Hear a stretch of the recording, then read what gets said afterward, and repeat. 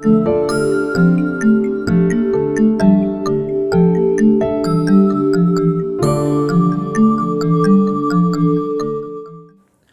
guys, welcome back to my channel.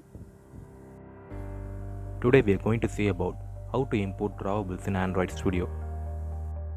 Most of us have been using a plugin called Batch Drawable Importer for importing images of different densities. I will show you how to import images by using the Resource Manager that is available in Android Studio. So we won't be needing the Batch Drawable Importer plugin for importing images of different densities.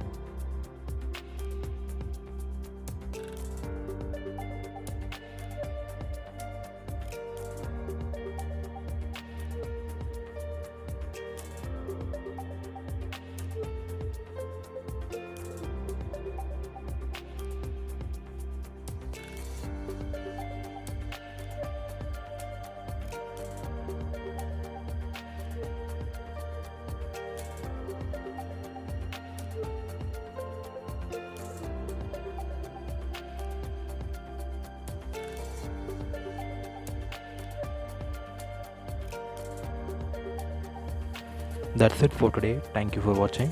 Please don't forget to like, share and subscribe to your friends.